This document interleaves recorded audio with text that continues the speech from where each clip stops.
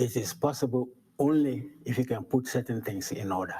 Let's take it, for example, let's take the northern region, and particularly his region, the Savannah. Right.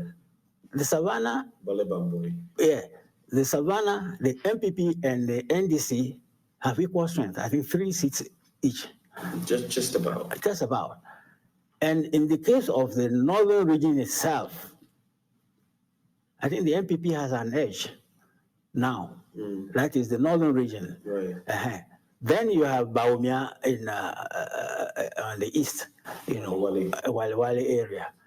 He will have a considerable influence in that area, So Mahama will have to do certain things to put his house in order, to give him the strength to be able to win easily and massively. And for example, he needs to make some amends, for example, to people of the Volta region. Right. When he had the power. No, of course. I mean, Volta region is supposed to be the World Bank of the NDC. What exactly did Mahama do for the Volta region? Right. So you remember in the last election, he didn't get the kind of votes that Jerry and others were getting, 80-90% kind of thing. He got a very reduced. They lost their seat in Ho. Yes. As well. Yeah. So, and then they lost the seat in Hawaii. Hawaii, right? Yeah, Hawaii. Yeah, So right. he's got some homework to do. But you appear to have concluded that the MPP will go with Dr. I said, look at. No, not necessarily. But the way you put it, I mean, do you think he's in pole position for the MPP? Oh, I think he's obviously an attractive candidate for them because he's number 2 to Nana Akufo-Addo. Alan Chiramanten is good. Exactly. Now, so Alan Chiramanten is a factor to consider.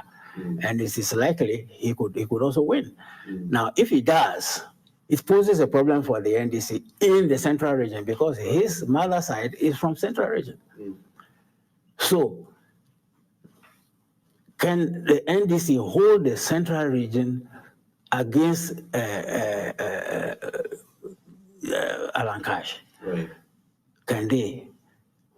But on the present evidence, the lady who is the running mate to Mahama lost the central region in the last election, lost her own constituency.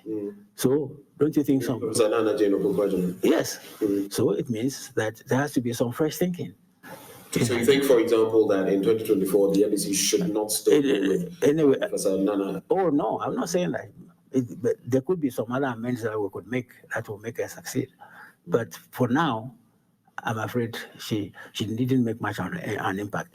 The impact that the NDC made was mainly in the capital areas like Accra, metropolitan areas. And the reason they made the progress was, first of all, in the case of Greater Accra, there was a row between the government and the spare parts dealers. Right.